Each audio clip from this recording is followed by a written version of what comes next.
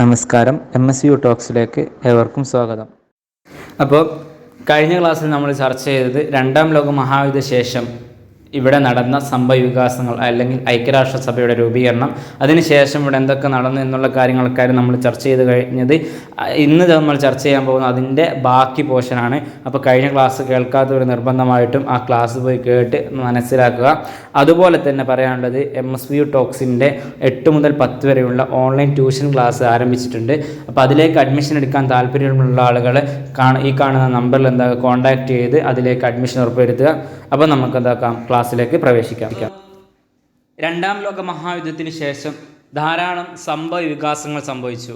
അതിൽപ്പെട്ട ഒന്നായിരുന്നു ഐക്യരാഷ്ട്രസഭയുടെ രൂപീകരണം. ഐക്യരാഷ്ട്രസഭ ലോകത്തേക്ക് കടന്നു വരുന്നതെന്ന് പറയുന്നത് അത് നമ്മൾ കഴിഞ്ഞ ക്ലാസ്സിൽ ചർച്ച ചെയ്തു. അതുപോലെ നമ്മൾ കഴിഞ്ഞ ക്ലാസ്സിൽ ചർച്ച ചെയ്തതായിരുന്നു അപകോളനീകരണം എന്നുള്ളത്. പിന്നീട് ലോകത്ത് സംഭവിച്ച ഏറ്റവും വലിയ ഒരു സംഭവ വികാസമായിരുന്നു ലോകത്തുള്ള പ്രധാനപ്പെട്ട രാജ്യങ്ങളിലെ അഥവാ പ്രധാന അധികാര കേന്ദ്രങ്ങൾ അട്ടിമറി സംഭവിക്കുകയാണ്. അവിടേക്ക് അഥവാ ബ്രിട്ടൻ ആയിരുന്നു ഏറ്റവും അക്കാലഘട്ടത്തിൽ രണ്ടാം ലോക മഹായുദ്ധം വരെ പ്രധാന അധികാര കേന്ദ്രം. അത് മാറിയിട്ട് അവിടെ അട്ടിമറി സംഭവിച്ചു, അധികാര കേന്ദ്രങ്ങൾ മാറി. അങ്ങനെ ആര് വരികയാണ്? USA, അമേരിക്കയും അതുപോലെ USSR, റഷ്യയും കടന്നു വരികയാണ്. രണ്ടും ഉയർന്നു വന്നു. എങ്ങനെ? രണ്ട് ഭാഗത്തായിട്ട്, രണ്ട് ചേരികളായിട്ട്. USA ഒരു ചേരി, USSR ഒരു ചേരി. ഈ USA എന്താക്കി? മുതലാളിത്ത വ്യവസ്ഥയും സമ്പത്ത് വ്യവസ്ഥയും എന്താക്കുകയാണ്? ഊന്നൽ നൽകി. അല്ലെങ്കിൽ അതിനെ മുമ്പോട്ട് വെച്ചായിരുന്നു USA ഉയർന്നു വരുന്നത്. എന്നാൽ ഇവരുടെ ആശയം അഥവാ റഷ്യയുടെ ആശയം എന്ന് പറയുന്നത് അത് സോഷ്യലിസ്റ്റ് ചിന്താഗതി, സോഷ്യലിസ്റ്റ് വ്യവസ്ഥയിലുള്ള ഒരു രാജ്യം അല്ലെങ്കിൽ സോഷ്യലിസ്റ്റ് വ്യവസ്ഥയിലുള്ള ഒരു ലോകം, ഒരു ആളുകളെ കൊണ്ടുവരിക എന്നുള്ള ചിന്താഗതിയിൽ അങ്ങനെ മുൻപോട്ട് വന്നതായിരുന്നു USSR. അങ്ങനെ രണ്ട് ചേരികളായിട്ട് USAയും USSRും രണ്ട് ഭാഗത്ത് അല്ലെങ്കിൽ ഇരു ധ്രുവങ്ങളിലായിട്ട് രണ്ട് ചേരികളായി മുന്നോട്ട് വരികയാണ്. അങ്ങനെ ഈ USSAനോടും USSRനോടും ധാരാളം ആളുകളും ഇവരോട് ചേരുന്നുണ്ട്. രണ്ട് ശക്തികളാകുകയാണ്. രണ്ട് ശക്തി ചേരികളാകുമ്പോൾ അവിടെ പ്രശ്നങ്ങളുണ്ടാകും. അങ്ങനെ ധാരാളം പ്രശ്നങ്ങൾ സാമ്പത്തികമായും നയതന്ത്രമായിട്ടും ധാരാളം പ്രശ്നങ്ങൾ ഇവിടെ ഉടലെടുത്തു. ആരുടെ ഇടയിൽ? റഷ്യയുടെയും അമേരിക്കയുടെ ഇടയിൽ. പക്ഷേ അങ്ങനെ ഒരു യുദ്ധത്തിലേക്ക് എത്താതെ, ഒരു യുദ്ധത്തിലൂടെ കലാശിക്കാതെ തന്നെ എന്താകുകയാണ്? ആ പ്രശ്നങ്ങളെല്ലാം ഒരു ചെറിയ സമരത്തിലൂടെ അല്ലെങ്കിൽ ഒരു വാക്ക് തർക്കത്തിലൂടെ അങ്ങനെ അങ്ങ് അവസാനിപ്പിക്കുകയാണ്. അല്ലാതെ രണ്ടാം ലോക മഹായുദ്ധമോ ഒന്നാം ലോക മഹായുദ്ധമോ അങ്ങനെ കഴിഞ്ഞതുപോലെ എന്താകുന്നില്ല, ഈ ചേരികൾ തമ്മിൽ വരുന്നില്ല, പ്രശ്നങ്ങൾ വരുന്നില്ല. അങ്ങനെ ഈ രണ്ട് ചേരികളായിട്ട് മാറിയ ഇവർ തമ്മിലുള്ള പ്രശ്നമെന്ന് നമ്മൾ പറഞ്ഞു. അങ്ങനെ സാമ്പത്തികമായും നയതന്ത്രമായും നടന്ന സംഘർഷത്തെ വിളിക്കുന്ന പേരാണ് ശീതസമരം എന്നുള്ളത്. ശീതസമരം അഥവാ അമേരിക്കയുടെയും റഷ്യയുടെയും ഇടയിൽ നടന്ന സമരത്തെയാണ്, വിപ്ലവത്തെയാണ് എന്ത് വിളിക്കുന്നത്? ശീതസമരം. സംഘർഷത്തെ വിളിച്ച പേരാണ് ശീതസമരം. ഇങ്ങനെ ശീതസമരം എന്നുള്ള ഈ ഒരു വാക്ക്, ശീതസമരം എന്നുള്ളൊരു വാക്ക് ആദ്യമായി ഉപയോഗിക്കുന്നത് ആരാണ്? അത് ബെർണാഡ് ബറോച്ചെ. ആരാണ്? ബെർണാഡ് ബറോച്ചെ എന്ന് പറയുന്ന വ്യക്തിയാണ് ശീതസമരം എന്നുള്ള വാക്ക് ആദ്യമായി ഉപയോഗിക്കുന്നത്. ഇദ്ദേഹം ആദ്യം ഈ വാക്ക് ഉപയോഗിച്ചെങ്കിലും വലിയൊരു പ്രചാരം നേടാൻ സാധിച്ചിരുന്നില്ല. അങ്ങനെ ഒരു വാക്ക് ഇദ്ദേഹം ഉപയോഗിച്ചു, പക്ഷേ ലോകത്ത് വലിയൊരു പ്രചാരമൊന്നും നേടിയില്ല. പിന്നീട് ഈ വാക്കിനെ പ്രചരിപ്പിക്കാൻ അല്ലെങ്കിൽ ഈ ലോകത്തൊരു പ്രചാരം ലഭിക്കാൻ കാരണമായ ഒരു എഴുത്തുകാരനാണ് ആര്? Walter Lipman. Walter Lipman. എങ്ങനെയാണ് ഈ വാക്ക് ലോകത്ത് ഇത്രയും പ്രചാരമാകാൻ കാരണമെന്ന് ചോദിച്ചാൽ അവിടെ വാൾട്ടർ ലിപ്മാൻ എന്ന് പറയുന്ന ഒരു എഴുത്തുകാരനാണ്. അദ്ദേഹം ഒരു പുസ്തകം എഴുതി. ആ പുസ്തകത്തിൻ്റെ പേരായിരുന്നു ശീതസമരം എന്നുള്ളത്. ആ പുസ്തകത്തിൻ്റെ പേരായിരുന്നു ശീതസമരം. ഈ ശീതസമരം എന്ന് പറയുന്ന പുസ്തകം അത് എന്തിനു ഉൾക്കൊള്ളിച്ചാണ്? എന്താണ് അതിലുള്ള ആശയം? ഈ രണ്ട് ചേരികൾ തമ്മിലുള്ള പ്രശ്നങ്ങൾ ഉടലെടുത്തത് എന്തുകൊണ്ടാണ്, എങ്ങനെയാണ് ഇതിലുള്ള പ്രശ്നങ്ങൾ എന്നുള്ള ചർച്ച ചെയ്യുന്ന ഒരു വിഷയമായിരുന്നു ശീതസമരം എന്ന് പറയുന്ന പുസ്തകത്തിൽ. ഈ ശീതസമരം എന്നുള്ള ഈ പുസ്തകം എഴുതലോടുകൂടെ, ഇതിനെ പ്രസിദ്ധീകരിക്കലോടുകൂടെ ഈ ഒരു വാക്കിന് വല്ലാത്തൊരു പ്രചാരണം ലഭിച്ചു. അങ്ങനെ വാൾട്ടർ ലിപ്മാനാണ് ഇതിന് പ്രചാരണം നൽകിയത്. ആരാണ് ഇതിന് പേര് നൽകിയത്? അത് ബെർണാഡ് ബറോച്ചെ എന്ന് പറയുന്ന വ്യക്തിയുമാണ്. അങ്ങനെ നമ്മൾ പറഞ്ഞു ഇത് രണ്ട് ധ്രുവങ്ങളിലായിട്ടാണ് രണ്ട് ചേരികളായിട്ട് മാറിയിട്ടാണ് ലോകം പിന്നീട് മുന്നോട്ട് പോകുന്നത്. അതുപോലെ ഇരുധ്രുവ ലോകം എന്ന് ഈ ചേരികൾക്ക് പേര് അല്ലെങ്കിൽ എന്ന് ഈ ചേരികളെ വിശേഷിപ്പിച്ച ഒരു ചരിത്രകാരൻ ആരാണ്? അത് അർണോൾഡ് ടോയാബിയാണ്. ആരാണ്? അർണോൾഡ് ടോയാബി എന്ന് പറയുന്ന ഒരു ചരിത്രകാരനാണ് ഇതിനെ ഇരുധ്രുവ ലോകം എന്ന് വിശേഷിപ്പിച്ചത്. പിന്നെ നമ്മൾക്ക് ഇവിടെ ചോദിക്കാൻ സാധ്യതയുള്ളതും അതുപോലെ തന്നെ ഇമ്പോർട്ടൻറ്റുമായ ഒരു കാര്യമാണ് നാറ്റോ, സീറ്റോ, സെൻറ്റോ എന്ന് പറയുന്ന സൈനിക സഖ്യം. NATO, SEATO, CENTO എന്ന് പറയുന്ന 3 സൈനിക സഖ്യം. ഇത് ആരുടേതാണ്? അമേരിക്കയുടേതാണ്. ആരുടേതാണ്? അമേരിക്ക. ഇവിടെ ചോദ്യം വരെ എങ്ങനെയാണ്? അമേരിക്കയുടെ സൈനിക സഖ്യമല്ലാത്തതിനെ എടുത്തെഴുതുക. അപ്പോൾ എന്താക്കാം, ഇവിടെ ചോദിക്കാൻ നല്ല സുഖമാണ്. നാറ്റോ, സീറ്റോ, സെൻറ്റോ എന്ന് പറയുന്ന 3 ചോദിച്ചാൽ പിന്നെ 4മതൊരു ഓപ്ഷൻ ഉണ്ടാവില്ല, ആ ഓപ്ഷൻ ആയിരിക്കും. അപ്പോൾ ഈ 3 ഇതിലേക്ക് ഉൾക്കൊള്ളിക്കാൻ സാധിക്കും. അപ്പം ഈ 3 സൈനിക സഖ്യം ഏതിൻ്റെതാണ്? അമേരിക്കയുടേത്. അതുപോലെ തന്നെ വാഴ്സ ഉടമ്പടി ഏത് രാജ്യത്തിൻ്റെതാണ്? അത് റഷ്യയുടേതുമാണ്. വാഴ്സ ഉടമ്പടി റഷ്യയുടേതാണെങ്കിൽ നാറ്റോ, സീറ്റോ, സെൻറ്റോ എന്ന് പറയുന്ന 3 സൈനിക സഖ്യം ഏതിൻ്റെതാണ്? അത് USA, അമേരിക്കയുടേതാണ്. ഓക്കെ, അങ്ങനെ നമ്മൾ പറഞ്ഞു ഈ 2 രാജ്യങ്ങളിലേക്കും പിന്നീട് എന്താവുകയാണ്? ആളുകൾ ചേർന്നിട്ടുണ്ട്. ഈ 2 ശക്തി, ഇരുധ്രുവ ലോകത്തിലുള്ള 2 ശക്തികളിലേക്ക് ആളുകൾ ചേർന്നിട്ടുണ്ട്. പക്ഷേ ഇതിലും ആളുകൾ ചേരാതിരുന്നു. അഥവാ ഞങ്ങളും ഇനിയൊരു പ്രശ്നത്തിനൊന്നും ഇല്ല എന്നും പറഞ്ഞ് 2 ചേരിയിലും ചേരാതെ ഒതുങ്ങി അങ്ങ് പോയി. ആ ഒരു വിഭാഗത്തെ വിളിച്ച പേരാണ് ഏത്? ചേരിചേരാ പ്രസ്ഥാനം. ഈ 2 ചേരിയിലും ചേരാത്ത രാജ്യങ്ങളെ വിളിച്ച പേരാണ് ചേരിചേരാ പ്രസ്ഥാനം. നമ്മൾക്കറിയാം, നമ്മുടെ ഇന്ത്യ എന്ന് പറയുന്ന രാജ്യം, ഇന്ത്യ രാജ്യം എന്തായിരുന്നു? ചേരിചേരാ പ്രസ്ഥാനത്തിലുള്ളതായിരുന്നു. നമ്മൾ ഇന്ത്യയിൽ നിന്ന് ജവഹർലാൽ നെഹ്റു ആണ് ചേരിചേരാ പ്രസ്ഥാനത്തിന് എന്താക്കിയത്? ഊന്നൽ നൽകിയത്. അതുപോലെ ഈജിപ്തിൽ നിന്ന് നോക്കുകയാണെങ്കിൽ കമാൽ അബ്ദുൽ നാസർ എന്ന് പറയുന്ന ഈജിപ്ഷ്യൻ പ്രസിഡന്റാണ് എന്താക്കിയത്? ഇതിന് ഈജിപ്ഷ്യയിലെ ചേരിചേരാ പ്രസ്ഥാനത്തിന് ഊന്നൽ നൽകിയത്. അതുപോലെ യൂഗോസ്ലാവിയയിൽ നോക്കുകയാണെങ്കിൽ അവിടുത്തെ പ്രസിഡന്റായ മാർഷൽ ടിറ്റോ, ആരാണ്? മാർഷൽ ടിറ്റോയാണ് എന്താക്കുന്നത്? ഈ ചേരിചേരാ പ്രസ്ഥാനത്തിന് യൂഗോസ്ലാവിയയിൽ ഊന്നൽ നൽകുന്നത്. ഇന്തോനേഷ്യയിലേക്ക് വരികയാണെങ്കിൽ അവിടുത്തെ പ്രസിഡന്റ് സുകാർണോ, ആരാണ്? സുകാർണോ. ഈ ആളുകളൊക്കെയാണ് ചേരിചേരാ പ്രസ്ഥാനത്തിന് എന്താക്കിയത്? മുൻകൈ എടുത്തതും അതിന് ഊന്നൽ നൽകിയതും. അഥവാ റഷ്യയോടുമില്ല, അമേരിക്കയോടുമില്ല, ഞങ്ങളുടെ രാജ്യവുമായിട്ട് മുന്നോട്ട് പോവുകയാണ്, ഞങ്ങളൊരു പ്രശ്നത്തിനുമില്ല എന്നും പറഞ്ഞിട്ട് 2 ചേരിയിലും ചേരാതെ ചേരിചേരാ പ്രസ്ഥാനം എന്നുള്ളൊരു പ്രസ്ഥാനം രൂപീകരിച്ച് അതിലോളം മുന്നോട്ട് പോയ രാജ്യങ്ങളാണ് ഏതൊക്കെ? India, Egypt, Yugoslavia, Marshal Tito, Indonesia. ഇവിടെയുള്ള അവിടുത്തെ പ്രധാനമന്ത്രിമാരും പ്രസിഡന്റുമാരുമാണ് എന്താക്കിയത്? ഇതിലേക്ക് ഒപ്പുവെക്കുന്നത്. അങ്ങനെ ഈ ഒരു സമ്മേളനം, ഈ ചേരിചേരാ പ്രസ്ഥാനം എന്ന് പറയുന്ന ഒരു സംഭവം, അല്ലെങ്കിൽ 2 ചേരിയിലും ചേരാത്ത ഈ ഒരു പ്രസ്ഥാനം രൂപീകരിക്കാൻ കാരണമായ ഒരു സമ്മേളനമാണ് ഇത്? ബന്തോങ് സമ്മേളനം. ഈ ബന്തോങ് സമ്മേളനം എവിടെ വെച്ചാണ് നടക്കുന്നത്? ഇന്തോനേഷ്യയിൽ. അങ്ങനെ ഇന്തോനേഷ്യയിൽ ചേരിചേരാ പ്രസ്ഥാന രൂപീകരണത്തിന് കാരണമായി നടന്ന സമ്മേളനമാണ് ബന്തോങ് സമ്മേളനം. മാറിപ്പോരുത്, ബന്തോങ് സമ്മേളനം. ഈ സമ്മേളനം നടക്കുന്നത് എപ്പോഴാണ്? 1955.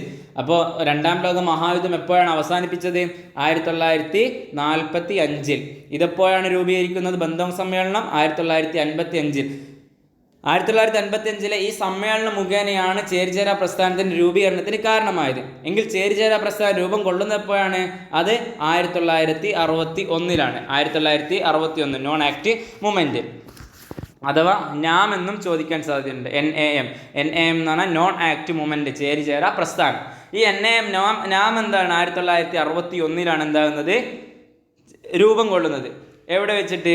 ബെൽഗ്രേഡിൽ വെച്ചിട്ടാണ് ചേരിചേരാ പ്രസ്ഥാനം രൂപം കൊണ്ടത്. ഏതാണ് ഇത് ചേരിചേരാ പ്രസ്ഥാനം ഉണ്ടാവാൻ കാരണമായ സമ്മേളനം? ബന്തോങ് സമ്മേളനം. എവിടെ വെച്ചിട്ട്? ഇന്തോനേഷ്യയിൽ. എപ്പോൾ? 1955. എങ്കിൽ എവിടെ വെച്ചിട്ടാണ് ചേരിചേരാ പ്രസ്ഥാനം രൂപം കൊള്ളുന്നത്? അത് ബെൽഗ്രേഡിൽ വെച്ചിട്ടാണ്. എപ്പോഴാണ്? 1961. ഓക്കെ, അപ്പം നമ്മൾ വിചാരിക്കുന്നുണ്ടാവും, ഈ നാം എന്ന് പറയുന്നത് ഞങ്ങൾ ഒന്നിലും ഇടപെടുന്നില്ല, ഒന്നും നോക്കുന്നില്ല, ലോകത്തുള്ള ഒരു കാര്യത്തിലും ഇടപെടില്ല. അങ്ങനെയല്ല. ചേരിചേരാ പ്രസ്ഥാനം എന്നാൽ ഞങ്ങൾ എന്താക്കുന്നില്ല, ലോകത്തിൻ്റെ ഒരു കാര്യത്തിലും ഇടപെടാതിരിക്കുക എന്നതല്ല, എല്ലാ കാര്യത്തിലും ഇടപെടും എന്നതാണ്. അഥവാ ആവശ്യമുള്ള കാര്യങ്ങളിൽ ഞങ്ങൾ ഇടപെടും, ആവശ്യമില്ലാത്ത കാര്യങ്ങളിൽ ഞങ്ങൾ ഇടപെടുന്നില്ല എന്ന് മാത്രമാണ് ഇതിലുള്ള ഈ ഒരു പ്രസ്ഥാനത്തിൻ്റെ രൂപീകരണത്തിന് തന്നെ ഊന്നൽ നൽകുന്നത്. അഥവാ ജവഹർലാൽ നെഹ്റുവിൻ്റെ വാക്ക് അവിടെ പ്രസക്തമാണ്. ഞങ്ങൾ ചേരിചേരാ പ്രസ്ഥാനം എന്നത് ലോകത്തിൻ്റെ ഒരു കാര്യത്തിലും ഇടപെടാതിരിക്കുക എന്നതല്ല, എല്ലാ കാര്യത്തിലും ഇടപെടുക എന്നതാണ് ചേരിചേരാ പ്രസ്ഥാനം എന്നാര് പറഞ്ഞതാണ്? ജവഹർലാൽ നെഹ്റു. ആരാണ് പറഞ്ഞത്? ജവഹർലാൽ നെഹ്റു. ചോദ്യം വരാം, നാം എന്നത് അല്ലെങ്കിൽ ചേരിചേരാ പ്രസ്ഥാനം എന്നത് ലോകത്തിൻ്റെ ഒരു കാര്യത്തിലും ഇടപെടാതിരിക്കുക എന്നതല്ല, എല്ലാ കാര്യത്തിലും ഇടപെടുക എന്നതാണ് എന്ന് പറഞ്ഞ അല്ലെങ്കിൽ എന്ന ഉദ്ധരണി ആരുടേത് എന്ന് ചോദിക്കാം. ആരുടേതാണ്? നമ്മുടെ ആദ്യ പ്രധാനമന്ത്രിയായ ജവഹർലാൽ നെഹ്റുവിൻ്റേത്. ഓക്കെ, മാറിപ്പോകരുത്. നമ്മൾ പറഞ്ഞു ഈജിപ്ഷ്യൻ പ്രസിഡന്റായ കമാൽ അബ്ദുൽ നാസർ അദ്ദേഹവും ഈ ചേരിചേരാ പ്രസ്ഥാനത്തിന് മുൻകൈ എടുത്ത വ്യക്തിയാണ്. അദ്ദേഹത്തെക്കുറിച്ച് പറയുമ്പോൾ ഇവിടെ പ്രധാനപ്പെട്ട ഒരു സംഭവമുണ്ട്, സൂയസ് കനാൽ. എന്താണ് സൂയസ് കനാൽ? ഈ സൂയസ് കനാൽ ദേശസ്കരിച്ച ഈജിപ്ഷ്യൻ പ്രസിഡന്റാണ് ആര്? Gamal Abdel Nasser. Suez Canal ദേശസ്കരിച്ച ഈജിപ്ഷ്യൻ പ്രസിഡന്റാണ് ആര്? Gamal Abdel Nasar. എപ്പോഴാണ് നടക്കുന്നത്? 1956 സൂയസ് കനാൽ എന്താക്കുന്നത്? ദേശസ്കരിക്കുന്നത്. അപ്പോൾ എന്താണ് ഈ സൂയസ് കനാൽ എന്ന് പറഞ്ഞാൽ? ചെങ്കടലിനെയും മെഡിറ്ററേനിയൻ കടലിനെയും ബന്ധിപ്പിക്കുന്ന ഒരു പാസേജ് ആണ് ഇത് സൂയസ് കനാൽ. ചെങ്കടലിനെയും മെഡിറ്ററേനിയൻ കടലിനെയും ബന്ധിപ്പിക്കുന്ന പാസേജ്. അപ്പോൾ ഇതെന്തിനാണ് ഇങ്ങനൊരു പാസേജ് ഉണ്ടാക്കിയത്? അതായത് ഈ യൂറോപ്പിൽ നിന്ന്, നമ്മളറിയാം, യൂറോപ്പിൽ നിന്ന് ആളുകൾ ഏഷ്യയിലേക്ക് എത്തണമെങ്കിൽ എന്താക്കണം? ആദ്യം എന്ന് പറയുന്നത് ആഫ്രിക്ക വഴി ചുറ്റി വരണം. ഏത് വഴി? ആഫ്രിക്ക വഴി ചുറ്റി വരണം.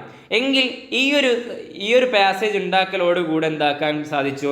ഏഷ്യയിലേക്ക് പെട്ടെന്ന് തന്നെ, ആഫ്രിക്ക വഴി ചുറ്റാതെ പെട്ടെന്ന് തന്നെ എന്താക്കാൻ സാധിച്ചു? യൂറോപ്യൻസിന് ഏഷ്യയിലേക്ക് എത്താൻ സാധിച്ചു. അതിനാണ് ഈ ഒരു പാസേജ് ഉണ്ടാക്കിയത്. ഈ പാസേജ് ഉണ്ടാക്കുന്നതെന്ന് പറഞ്ഞത് 1869 സൂയസ് കനാൽ പണി കഴിപ്പിച്ചത്. ഈ സൂയസ് കനാൽ പണി കഴിപ്പിച്ച ഉടനെ തന്നെ ആരുടെ കയ്യിലാണ് ഈ സൂയസ് കനാൽ ഉണ്ടായിരുന്നത്? ബ്രിട്ടൻ്റെയും ഫ്രാൻസിൻ്റെയും കയ്യിലായിരുന്നു. പക്ഷേ ഇത് ഈജിപ്തിന് അടുത്തുള്ള ഒരു ഈജിപ്തിനടുത്തായിരുന്നു ഈ ഒരു പാസേജ്, ഈ ഒരു കനാൽ, സൂയസ് കനാൽ നിർമ്മിക്കുന്നത്. എങ്കിൽ ഈജിപ്തിനടുത്തായത് കൊണ്ട് തന്നെ പിന്നീട് എന്താക്കുകയാണ്? സൂയസ് കനാൽ ഈജിപ്ത് എന്താക്കുകയാണ്? പിടിച്ചെടുക്കുകയാണ്. സൂയസ് കനാലിനെ ഈജിപ്ഷ്യൻ പ്രസിഡന്റായ കമാൽ അബ്ദുൽ നാസറിന്റെ ഭരണകാലത്ത് അത് പിടിച്ചെടുത്തു. ഏകദേശം 1956 കാലഘട്ടത്തിൽ അതിനെന്താക്കി? പിടിച്ചെടുത്തു. ഓക്കെ. അപ്പോൾ നമ്മൾ ഈ സൂയസ് കനാലിനെ നിർമ്മിക്കുന്ന ഇതിൻ്റെ ശില്പി എന്ന് പറയുന്നത് ഫെർഡിനൻഡ് ഡി ലെസപ്സ് ആണ് ഈ സൂയസ് കനാലിൻ്റെ ശില്പി. ഇതെന്തിനാണെന്ന് നമ്മൾ പറഞ്ഞു? യൂറോപ്പിൽ നിന്ന് ഏഷ്യയിലേക്ക് വരുന്ന ആളുകൾക്ക് ആദ്യം ആഫ്രിക്ക വഴി ചുറ്റി വരണമായിരുന്നു. അത് കാരണത്താൽ ഒരു പാസേജ് ഉണ്ടാക്കി ഡയറക്റ്റ് യൂറോപ്യന്മാർക്ക് ഏഷ്യയിലേക്ക് എത്താൻ. നമുക്കറിയാം, യൂറോപ്യൻസ് ഏറ്റവും കൂടുതൽ ഇന്ത്യയിലേക്ക് വന്നിട്ടുണ്ട് കച്ചവടങ്ങൾ ആവശ്യത്തിന് വേണ്ടിയിട്ട്. നമ്മൾ പഠിച്ചതാണ്. പോർച്ചുഗലാരാവട്ടെ എല്ലാവരും എവിടത്തേക്ക് എത്തിയിട്ടുണ്ട്? ഇവിടെ യൂറോപ്യൻസൊക്കെ എവിടെ എത്തിയിട്ടുണ്ട്? ഏഷ്യയിലേക്ക് എത്തിയിട്ടുണ്ട്. അപ്പോൾ ഇവർക്ക് ഏറ്റവും എളുപ്പമുള്ളൊരു വഴിയായിരുന്നു ഈ സൂയസ് കനാൽ എന്ന് പറയുന്നത്. അല്ലെങ്കിൽ ആഫ്രിക്ക വഴി ചുറ്റി വരണമല്ലോ. ഇതാകുമ്പോൾ ആഫ്രിക്ക വഴി ചുറ്റേണ്ട ആവശ്യമില്ല. അതിനുവേണ്ടി നിർമ്മിച്ചതായിരുന്നു ഫെർഡിനൻഡ് ഡി ലെസപ്സ് എന്ന് പറയുന്ന വ്യക്തി സൂയസ് കനാൽ 1869. ഇത് ബ്രിട്ടൻ്റെയും ഫ്രാൻസിൻ്റെയും കയ്യിൽ നിന്ന് 1950-56 ആകുമ്പോഴേക്ക് ആര് പിടിച്ചെടുക്കുകയാണ്? ഈജിപ്ഷ്യൻ പ്രസിഡന്റായ കമാൽ അബ്ദുൽ നാസർ അതിനെ പിടിച്ചെടുത്തു. ഓക്കെ. അപ്പം നമ്മൾ പറഞ്ഞു, രണ്ടാം ലോക മഹായുദ്ധത്തിൽ ആരാണ് വിജയിച്ചത്? അത് സഖ്യശക്തികളാണ് വിജയിച്ചതെന്നൊക്കെ നമ്മൾ കഴിഞ്ഞ ക്ലാസ്സുകൾ ചർച്ച ചെയ്തതാണ്. നമ്മൾക്കറിയാം, ജർമ്മനിയിൽ ഹിറ്റ്ലറിൻ്റെ ഭരണത്തിൽ ഏറ്റവും കൂടുതൽ അവിടെ ദുരിതം അനുഭവിച്ച ആരാണ്? അത് ജൂതന്മാരാണെന്ന് നമ്മൾ പഠിച്ചിട്ടുണ്ട്. ഈ ജൂതന്മാർക്ക് എന്തായി? രണ്ടാം ലോക മഹായുദ്ധ സമയത്ത് ഇവർ അച്ചുതണ്ട് ശക്തികളിൽ ആരാണുള്ളത്? ജർമ്മനിയും ഇറ്റലിയും ഒക്കെ ആയിരുന്നല്ലോ. അത് കാരണത്താൽ തന്നെ ജൂതന്മാർ നേരെ പോയി ആരെ സഹായിക്കുകയാണ്? സഖ്യശക്തികളെ പോയി സഹായിച്ചു. സഖ്യശക്തികളെ സഹായിച്ചു. അങ്ങനെ പിന്നീട് സഖ്യശക്തികൾ വിജയിച്ചപ്പോൾ ഇതിൻ്റെ ഒരു നന്ദി എന്ന വണ്ണം നമ്മളൊരാൾ സഹായിച്ചെങ്കിൽ നമ്മൾ തിരിച്ചൊരു നന്ദി പറയും, അല്ലെങ്കിൽ ഒരു നന്ദി സൂചകമായിട്ട് എന്തെങ്കിലും കാര്യങ്ങൾ ചെയ്യുമല്ലോ. അതുപോലെ തന്നെ കടപ്പാട് അല്ലെങ്കിൽ നന്ദി എന്ന വണ്ണം ഈ സഖ്യശക്തികൾ അഥവാ ബ്രിട്ടനും ഫ്രാൻസൊക്കെ അടങ്ങുന്ന ആളുകൾ എന്താക്കി? ജൂതന്മാർക്കൊരു പ്രത്യേക രാഷ്ട്രം വേണമെന്ന് പറഞ്ഞു. ഉന്നയിച്ചു. ഈ ഒരു രാഷ്ട്രം വേണമെന്ന് ഉന്നയിച്ച പ്രസ്താവനയാണ് സിയൂണിസ്റ്റ് പ്രസ്ഥാനം. ഏതാണ് സിയൂണിസ്റ്റ് പ്രസ്ഥാനം എന്ന് പറയുന്നത്? ജൂതന്മാർക്ക് പ്രത്യേക രാഷ്ട്രം വേണമെന്ന് ഉന്നയിച്ച പ്രസ്താവനയാണ് സിയൂണിസ്റ്റ് പ്രസ്ഥാനം എന്ന് പറയുന്നത്. സിയൂണിസ്റ്റ് എന്ന് പറഞ്ഞിട്ടുണ്ടെങ്കിൽ ജൂത രാഷ്ട്രം എന്നാണ് അർത്ഥം. ജൂതരാഷ്ട്ര പ്രസ്താവന എന്ന് വേണമെങ്കിൽ മലയാളത്തിൽ നമുക്ക് പറയാം. അങ്ങനെ ഈ സിയോണിസ്റ്റ് പ്രസ്ഥാനം ജൂതന്മാർക്ക് രാഷ്ട്രം വേണമെന്ന് ഉന്നയിച്ചൊരു പ്രസ്താവനയായിരുന്നു. ഈ ജൂതന്മാർക്ക് പ്രത്യേക രാഷ്ട്രം വേണമെന്ന് പ്രഖ്യാപനം നടത്തിയത് ആരാണ്? അത് അന്നത്തെ ബ്രിട്ടീഷ് സ്റ്റേറ്റ് സെക്രട്ടറി ആയ ആർത്തർ ബാൽഫർ. ആർത്തർ ബാൽഫർ ആണ് ജൂതന്മാർക്ക് പ്രത്യേക രാഷ്ട്രം വേണമെന്ന് പ്രഖ്യാപനം നടത്തിയത്. ബ്രിട്ടീഷുകാർക്ക് എന്തായാലും ഒരു നന്ദി ഉണ്ടാവണം. കാരണം അവരോട് ഈ സഖ്യശക്തികളോട് എന്താക്കിയിട്ടുണ്ട്? സഹായിച്ചിട്ടുണ്ട്. ആര്? ഈ ജൂതന്മാർ സഹായിച്ചു. അതൊക്കെ കാരണം കൊണ്ടാണ് ഇവർ വിജയിക്കുന്നത്. ഓക്കെ. ഇവർ ഈ ആർത്തർ ബാൽഫർ എന്താക്കിയിട്ടുണ്ട്, പ്രഖ്യാപനം നടത്തിയിട്ടുണ്ടെങ്കിലും എന്താക്കിയില്ല, അതിനെ ആ ഒരു ആശയം പ്രഖ്യാപനം നടത്തിയിട്ടേ ഉള്ളൂ. പിന്നീട് ഒരു ആശയം മുന്നോട്ട് വെച്ചത് ആരാണ്? Theodor Herzl. ആരാണ്? Theodor Herzl. നമുക്കറിയാം ചിലപ്പം ക്വസ്റ്റ്യൻ വരാൻ ചാൻസ് ഉണ്ട്. ബാൽഫർ പ്രഖ്യാപനം ഏത് രാജ്യവുമായി ബന്ധപ്പെട്ടതാണ്? ഏതാണ്? ഇസ്രായേൽ. ബാൽഫർ പ്രഖ്യാപനം അഥവാ ആർത്തർ ബാൽഫർ ചെയ്ത പ്രഖ്യാപനത്തിനെയാണ് ബാൽഫർ പ്രഖ്യാപനം എന്ന് പറയുന്നത്. അഥവാ ജൂതന്മാർക്ക് പ്രത്യേക രാഷ്ട്രം വേണമെന്ന് പറയുന്ന പ്രഖ്യാപനം. ഈ പ്രഖ്യാപനം ഏത് രാജ്യവുമായി ബന്ധപ്പെട്ടതാണ്? ഇസ്രായേൽ രാജ്യവുമായിട്ട് ബന്ധപ്പെട്ടതാണ്. അങ്ങനെ ജൂതന്മാർക്ക് പ്രത്യേക രാഷ്ട്രം വേണമെന്ന പ്രഖ്യാപനം അവിടെ നടത്തിയെങ്കിലും ആ ഒരാശയം മുന്നോട്ട് വെക്കുന്നത് തിയോഡർ ഹെർഷൽ എന്ന് പറയുന്ന വ്യക്തിയാണ്. ആരാണ്? തിയോഡർ ഹെർഷൽ എന്ന് പറയുന്ന എഴുത്തുകാരൻ. ഇദ്ദേഹത്തിൻ്റെ ഒരു പുസ്തകം തന്നെയുണ്ട്, ദ ജൂവിഷ് സ്റ്റേറ്റ്. ഏതാണ്? ദ ജൂവിഷ് സ്റ്റേറ്റ് എന്ന് പറയുന്നത്. എന്നിരുന്നാലും ഇങ്ങനൊരു ആശയം മുന്നോട്ട് വെച്ച് ഇങ്ങനൊരു പ്രഖ്യാപനങ്ങളൊക്കെ നടത്തി അവസാനം ജൂതന്മാർക്ക് എന്താക്കി ഒരു പ്രത്യേക രാഷ്ട്രം എന്നുള്ളത് അംഗീകരിക്കപ്പെട്ടു. അങ്ങനെയാണ് എന്താ ഉണ്ടാകുന്നത്? ഇസ്രായേൽ എന്ന് പറയുന്ന രാജ്യം ഉണ്ടാകുന്നത്. ഇസ്രായേൽ എന്ന് പറയുന്ന രാജ്യം ഉണ്ടാകുന്നത് എപ്പോഴാണ്? 1948 ഇസ്രായേൽ എന്ന് പറയുന്ന രാഷ്ട്രം ഉണ്ടാകുന്നത്. നമുക്കറിയാം ഇസ്രായേലിൻ്റെ ചുറ്റുഭാഗത്തും ആരാണ്? അറബ് രാഷ്ട്രങ്ങളാണ്, മുഴുവനും അറബ് രാഷ്ട്രങ്ങളാണ്. പൊതുവെ അറബികളോട് ഇസ്രായേലുകാർക്ക്, ജൂതന്മാർക്കും വല്ലാത്തൊരു ശത്രുതയൊക്കെ മുന്നോട്ട് വെക്കുന്ന കാലഘട്ടമാണ്. അങ്ങനെ മുന്നോട്ടിരുന്ന സമയത്ത് അവിടെ ഉണ്ടായിരുന്ന ഫലസ്തീനുകൾ എന്താക്കുകയാണ്? ഇവർ ഫലസ്തീനുകളുടെ പ്രദേശം പിടിച്ചെടുക്കുകയാണ്. അവരാക്രമിച്ചിട്ട് ഇസ്രായേൽ, നമ്മൾ ചിന്തിക്കണം, ഇസ്രായേലുകാർ ജർമ്മനിയിൽ നിന്ന് വന്ന അവർക്ക് ആ ജൂതന്മാർക്കൊരു രാഷ്ട്രം ഉണ്ടാക്കി കൊടുക്കുകയാണ് ഈ ഫലസ്തീൻ്റെ അടുത്ത്. എന്നിട്ട് ഇവരെന്താക്കുകയാണ്? ഈ ഫലസ്തീൻ അവിടുന്ന് അടിച്ച് പുറത്താക്കിയിട്ട് ഫലസ്തീനിലെ ആളുകളെ ഇതിലൂടെ അവിടുന്ന് പിടിച്ച് പുറത്താക്കുകയാണ്, ആക്രമിച്ച് പുറത്താക്കുകയാണ്. അങ്ങനെ ഫലസ്തീൻ്റെ പ്രദേശങ്ങളൊക്കെ ആര് പിടിച്ചെടുത്തു? ഇസ്രായേൽ ഫലസ്തീൻ്റെ പ്രദേശങ്ങളൊക്കെ പിടിച്ചെടുക്കാൻ തുടങ്ങി. അങ്ങനെ ഈ ഫലസ്തീൻ്റെ ഈ ഒരു പ്രദേശം പിടിച്ചെടുക്കലോടുകൂടെ പിന്നീട് എന്തായി? ഫലസ്തീനെ സംരക്ഷിക്കണം എന്നുള്ള ഒരു ചിന്താഗതി വരാൻ തുടങ്ങി. കാരണം ഇവരിങ്ങനെ ഒരു അക്രമാസക്തമായ ഒരു രീതി മുന്നോട്ട് വെക്കുമെന്ന് ആരും പ്രതീക്ഷിച്ച് കാണില്ല. പക്ഷേ പിന്നീട് ഫലസ്തീനിന് വേണ്ടി എന്താക്കി? ഒരു പ്രതിഷേധമായി ഫലസ്തീനു വേണ്ടി പ്രതിഷേധങ്ങൾ ഉണ്ടാക്കാൻ തുടങ്ങി. ആ ഫലസ്തീനു വേണ്ടി പ്രതിഷേധത്തിൻ്റെ പേരാണ് ഫലസ്തീൻ ലിബറേഷൻ ഓർഗനൈസേഷൻ. എന്താണ്? ഫലസ്തീൻ ലിബറേഷൻ ഓർഗനൈസേഷൻ. ഇതിൻ്റെ നേതാവ് എന്ന് പറയുന്നത് യാസർ അറഫാത്താണ്. ആരാണ്? യാസർ അറഫാത്താണ് ഇതിൻ്റെ നേതാവ്, അല്ലെങ്കിൽ ഇതിനെ രൂപീകരിച്ചത്. അങ്ങനെ അദ്ദേഹം പറയുന്നുണ്ട്, ഒരു പ്രാവശ്യം യുനെസ്കോയിൽ വന്ന സമയത്ത് UNOയിൽ വന്ന സമയത്ത് അദ്ദേഹം പറഞ്ഞിട്ടുണ്ട്, ഒരു കയ്യിൽ ഒലിവിലയും മറുകൈയിൽ തോക്കുമായിട്ടാണ് ഞാൻ വന്നത്. ഒരു കയ്യിൽ ഒലിവിലയും മറുകൈയിൽ തോക്കുമായിട്ടാണ് ഞാൻ വന്നത് എന്ന് പ്രസംഗം നടത്തിയത് ആരാണ്? യാസിർ അറഫാത്ത്. ചോദിക്കാം എന്ന ഉദ്ധരണി ആരുടേത്, അല്ലെങ്കിൽ എന്ന സ്പീച്ച് തുടങ്ങുന്നത് ആരുടേത് എന്നൊക്കെ ചോദിക്കാം. എന്താണ് പറഞ്ഞത്? ഒരു കയ്യിൽ ഒലിവിലയും മറ്റൊരു കയ്യിൽ തോക്കുമായിട്ട്. അതായത് ഞങ്ങൾക്ക് സമാധാനം വേണം. നമുക്കറിയാം ഒലിവില എന്ന് പറയുന്ന സമാധാനത്തിൻ്റെ ചിഹ്നമായിട്ടാണ് UNOയുടെയൊക്കെ പതാകയിൽ കൊടുത്തിട്ടുള്ളത്. നമ്മൾ കഴിഞ്ഞ ക്ലാസ്സിൽ ചർച്ച ചെയ്തിട്ടുണ്ട്.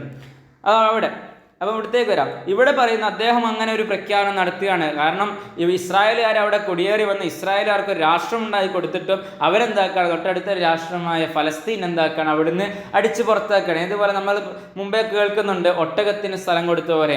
ആദ്യം ഒട്ടകം എന്തായാലും കുറഞ്ഞ സ്ഥലം നമ്മൾ കൊടുത്തു, അത് മഴ കൊള്ളണമെന്ന് വിചാരിച്ചിട്ട്. പിന്നീട് എന്താക്കുക? ആ ടെൻറ്റിൽ നിന്ന് കുറച്ചും കൂടി ഇങ്ങോട്ട് നിന്നു. അവസാനം എന്താക്കുകയാണ്? ആ ടെൻറ്റിൽ നിന്ന് സ്ഥലം കൊടുത്ത ആൾ അവിടുന്ന് ചവിട്ടി പുറത്താക്കുന്ന പോലെയായിരുന്നു ഇപ്പോൾ ഇവിടെ ഫലസ്തീനിൽ സംഭവിച്ചുകൊണ്ടിരുന്നത്. അങ്ങനെ ഈ ഒരു സംഭവം നടന്നതോടുകൂടി എന്താക്കിയാണ്? പിന്നെ അമേരിക്ക ഒരു കരാർ ഉണ്ടാക്കിയാണ്. എന്തിനു വേണ്ടി? ഫലസ്തീനെ സഹായിക്കുക, അല്ലെങ്കിൽ ഫലസ്തീൻ ഇസ്രായേൽ സമാധാനത്തിന് വേണ്ടി അമേരിക്ക ഒരു കരാർ ഉണ്ടാക്കി. അതാണ് ഓസ്ലോ കരാർ. ഈ ഓസ്ലോ കരാർ നടക്കുന്നത് എപ്പോഴാണ്? 1993. എപ്പോഴാണ്? 1993 എന്താകുന്നത്? ഈ ഫലസ്തീനും ഇസ്രായേലിനും ഇടയിൽ നടക്കുന്ന ഓസ്ലോ കരാർ ഉണ്ടാകുന്നത്. ഫലസ്തീന് എന്തായിട്ട് സ്വാതന്ത്ര്യവുമായി ബന്ധപ്പെട്ട് ഉണ്ടാക്കിയ ഒരു കരാറാണ് ഓസ്ലോ കരാർ. അത് എന്താ പറയുക, ഇപ്പോഴും അതിനെന്തായിട്ടില്ല, ഒരു തീർപ്പ് കൽപ്പിച്ചിട്ടില്ല എന്നുള്ളതിൻ്റെ യഥാർത്ഥമായ ആ ഒരു കരാറിന് തീരെ വകവെച്ചിട്ടില്ല എന്നുള്ളതിൻ്റെ യഥാർത്ഥമായ ഒരു എന്താ പറയുക തെളിവാണ് ഇപ്പോൾ നമ്മൾ കണ്ടുകൊണ്ടിരിക്കുന്നത്. ഇന്ന് നമുക്കറിയാം ലോകത്തെ ഏറ്റവും വലിയൊരു പ്രശ്നമെന്ന് പറയുന്നത് അത് ഫലസ്തീനും ഇസ്രായേലും തമ്മിലുള്ള പ്രശ്നമെന്ന് പറയാം. ഫലസ്തീനിലെ എത്ര ജനങ്ങൾ അവിടുന്ന് കൊന്നു കളഞ്ഞിട്ടുണ്ട്, എത്ര ബോംബുകളാണ് വർഷിച്ചതെന്നൊക്കെ എന്നൊക്കെ നമ്മൾ വായിച്ചു കഴിഞ്ഞതാണ്, നമ്മൾ പത്രമാധ്യമങ്ങളിലൂടെ അറിഞ്ഞു കഴിഞ്ഞതാണ്. നമുക്കറിയാം ഇപ്പോൾ അടുത്ത് പോലും റഫേലേക്ക് പോലും അവിടെയുള്ള അവിടെ ബോംബ് കഴിഞ്ഞ് അവിടെ ആക്രമിക്കാൻ തുടങ്ങിയതും ഗാസയിൽ ആക്രമിച്ചതൊക്കെ നമ്മൾ കണ്ടു കഴിഞ്ഞിട്ടുണ്ട്. അപ്പം ആ പ്രശ്നങ്ങളും എന്താണെന്നില്ല. അന്നത്തെ ഓസ്ലോ കരാർ 1993 അമേരിക്ക ഉണ്ടായ ഓസ്ലോ കരാറിന് യാതൊരു വകയും ഇവിടെ വെച്ചിട്ടില്ല. ഇവിടെ എന്താക്കാണ് ഇസ്രായേലുകാർ അവിടത്തേക്ക് 1948 കടന്നു വന്ന ഇസ്രായേലുകാരെന്താക്കുകയാണ് പലസ്തീനുകാരെ പിടിച്ച് പുറത്താക്കിയ ഞങ്ങളുടെ പ്രദേശമാണെന്ന് പറഞ്ഞ് വാദിക്കുകയാണ്. അന്ന് ഒരു രാഷ്ട്രമില്ലാത്ത പുറത്താക്കപ്പെട്ട ആളുകളെ എന്താക്കുകയാണ് ഒരു സഹായം എന്നുള്ള രീതിക്ക് കൊടുത്തതിന് ഇപ്പോൾ പ്രതിവിധി വരുന്നത് എന്താണ്? അവിടുന്ന് അക്രമാസക്തമായ രീതിയിലുള്ള, അല്ലെങ്കിൽ അന്ന് രണ്ടാം ലോക മഹായുദ്ധത്തിൽ സഖ്യശക്തികൾ നന്ദി പ്രകടിപ്പിച്ചപ്പോൾ ഇവിടുന്ന് നന്ദി പ്രകടിപ്പിക്കുന്നതിന് പകരം എന്താണ് നന്ദി കേട് പ്രകടിപ്പിക്കുന്നു എന്ന് വേണമെങ്കിൽ നമുക്കിവിടെ പറയാൻ പറ്റും. ഓക്കെ, അത് വേറെ ചർച്ച. അപ്പം നമ്മൾ ചിന്തിക്കണം, ഫലസ്തീൻ്റെയും ഇസ്രായേലിൻ്റെയും സമാധാനത്തിന് വേണ്ടി ഉണ്ടാക്കിയ കരാറാണ് ഇത് ഓസ്ലോ കരാർ. ഓക്കെ, 1993. അപ്പം നമ്മൾ പറഞ്ഞു രണ്ട് ചേരികൾ പറഞ്ഞു, റഷ്യയും അമേരിക്കയും. അപ്പോൾ 1991 റഷ്യൻ പ്രസിഡന്റ് ആരാണ്? മിഖായൽ ഗോർബച്ച്. നമ്മൾ ഇവിടെ പറയാൻ പോകുന്ന റഷ്യയുടെ തകർച്ച എങ്ങനെയാണ് വന്നതെന്നുള്ളതിനെ കുറിച്ചാണ് ഞാൻ ചർച്ച ചെയ്യുന്നത്. അഥവാ മിഖായൽ ഗോർബച്ച് ആയിരുന്നു അന്നത്തെ റഷ്യൻ പ്രസിഡന്റ് 1991. ഇക്കാലത്ത് റഷ്യയിൽ നടന്ന ഒരു സാമ്പത്തിക രാഷ്ട്രീയ പരിഷ്കരണങ്ങളൊക്കെ നടന്നിട്ടുണ്ട്. എവിടെ? റഷ്യയിൽ. ആ ആശയങ്ങളായിരുന്നു ഗ്ലാസ്നോസ്ത്, പെരിസ്ട്രോയിക്ക എന്ന് പറയുന്ന രണ്ട് ആശയങ്ങൾ. എന്താണ് സാമ്പത്തിക രാഷ്ട്രീയ പരിഷ്കരണങ്ങൾ? ഇതിലൂടെ എന്താക്കി അദ്ദേഹം തുറന്ന വാതിൽ നയം നടപ്പാക്കുകയാണ്. ആര്? മിഖായൽ ഗോർബച്ച് തുറന്ന വാതിൽ നയം നടപ്പാക്കി. ഇത് കാരണത്താൽ തന്നെ എന്താക്കി ഈ ഒരു തുറന്ന വാതിൽ നയം നടപ്പാക്കി. നമ്മൾ ഇതിനു മുമ്പ് തുറന്ന വാതിൽ നമ്മൾ പഠിച്ചിട്ടുണ്ട്. എവിടെയാണ്? ചൈനീസ് വിപ്ലവത്തിൽ നമ്മൾ പഠിച്ചിട്ടുണ്ട്. അതിൻ്റെ ക്ലാസ് നമ്മൾ എന്താക്കിയിട്ടുണ്ട്, അപ്ലോഡ് ചെയ്തിട്ടുണ്ട്. അത് കാണുക, ചൈനീസ് വിപ്ലവത്തിൽ പഠിക്കുക. അതുപോലെ ആ ക്ലാസ് കേട്ടാൽ തുറന്ന വാതിൽ നയം എന്തൊക്കെയാണെന്ന് കൃത്യമായിട്ട് മനസ്സിലാക്കാൻ സാധിക്കും. ഓക്കെ, ഈ ഒരു പ്രഖ്യാപന നയം നടപ്പിലാക്കിയതോടുകൂടി എന്താക്കി മിഖായൽ ഗോർബച്ചിനെ അവിടുന്ന് പ്രസിഡന്റ് പദം ഒഴിയേണ്ടി വന്നു. ഇതോടുകൂടി എന്താണ് സോവിയറ്റ് യൂണിയൻ അഥവാ റഷ്യയുടെ തകർച്ച ഇല്ലാതെയായി. പിന്നെ എല്ലാം ലോകത്ത് ഈ രണ്ട് ചേരികൾ തന്നെ അവസാനിച്ച് ഒരൊറ്റ ചേരിയായി മാറി, ഒരു അധികാര കേന്ദ്രമായി മാറി, ഒരു ലോക പോലീസായി മാറി. ആരാണത്? ലോക പോലീസ്. ഇന്ന് നമുക്കറിയാം ഒരു ലോക പോലീസ് എന്ന് പറയുന്നത് ആരാണ്? അത് അമേരിക്ക മാത്രമാണ്. അമേരിക്കയുടെ പോലീസാണ് എന്ത് പറയുന്നത്? ലോക പോലീസ് എന്ന് പറയുന്നത്. ലോകത്തെ ഏറ്റവും ഒരു ശക്തിയായി മാറിയത് ഇത് 1991 ശേഷമാണ്. ഓക്കെ, അപ്പോൾ ഇന്ന് നമ്മൾ ഇതോടുകൂടെ രണ്ടാം ലോക മഹായുദ്ധത്തിന് ശേഷമുള്ള ലോകത്ത് സംഭവിച്ച പ്രധാന സംഭവങ്ങളൊക്കെ കഴിഞ്ഞു. അപ്പോൾ നമ്മൾ 9 ഭാഗങ്ങളായിട്ട് നമ്മൾ എന്താക്കിയിട്ടുണ്ട്, എല്ലാ കാര്യങ്ങളും പറഞ്ഞ് പല പാർട്ടുകളായിട്ടാണ് ക്ലാസ് ഇട്ടത്. അപ്പോൾ എല്ലാ ലോക ചരിത്രത്തിൽ പ്രധാനപ്പെട്ട വിപ്ലവങ്ങളും ഒന്നാം ലോകയുദ്ധം, രണ്ടാം ലോകമഹായുദ്ധം അങ്ങനെ തുടങ്ങിയുള്ള എല്ലാ കാര്യങ്ങളും നമ്മൾ ചർച്ച ചെയ്ത് കഴിഞ്ഞു. അപ്പോൾ എല്ലാ ക്ലാസ്സുകളും നന്നായി പഠിച്ച് മനസ്സിലാക്കുക, അതിൻ്റെ നോട്ട്സ് എഴുതി തന്നെ പഠിക്കാൻ ശ്രമിക്കുക. എന്ത് ഡൗട്ട്സും കാര്യങ്ങളും ഉണ്ടെങ്കിൽ നമ്മളുടെ കമൻറ്റ് ബോക്സിലൂടെ നിങ്ങൾ അറിയിക്കുക, അല്ലെങ്കിൽ അത് ഡിസ്ക്രിപ്ഷൻ ബോക്സിൽ കൊടുത്ത നമ്പറിലൂടെ നിങ്ങൾ അറിയിക്കുക. അപ്പോൾ നിങ്ങൾ ആദ്യമായിട്ടാണ് ഈ ചാനൽ കാണുന്നതെങ്കിൽ MSVU ടോക്സ് എന്ന് പറയുന്ന ഈ ചാനൽ നിങ്ങൾ സബ്സ്ക്രൈബ് ചെയ്യണം, ലൈക്ക് ചെയ്യണം, കമൻറ്റും ചെയ്യണം. ഇതോടുകൂടിയാണ് നമ്മളുടെ ചാനൽ മുമ്പോട്ടും പോവുകയുള്ളൂ. അതുപോലെ തന്നെ നമ്മൾക്ക് അടുത്ത വീഡിയോ ഇടാനുള്ള മോട്ടിവേഷൻ സപ്പോർട്ടിങ് ഒക്കെ നിങ്ങളുടെ ഓരോ ലൈക്കും സബ്സ്ക്രൈബും ആയിരിക്കും. അപ്പോൾ നല്ല രീതിയിൽ എല്ലാ പരീക്ഷകളും, എല്ലാ മത്സര പരീക്ഷകളാവട്ടെ ഏത് പരീക്ഷകളും നല്ല രീതിയിൽ അറ്റൻഡ് ചെയ്യട്ടെ എന്ന് പ്രാർത്ഥിച്ചുകൊണ്ട് നല്ലൊരു ദിനം ആശംസിച്ച് ഇന്നത്തെ ക്ലാസ് ഇവിടെ കൺക്ലൂഡ് ചെയ്യാണ്. നന്ദി, നമസ്കാരം.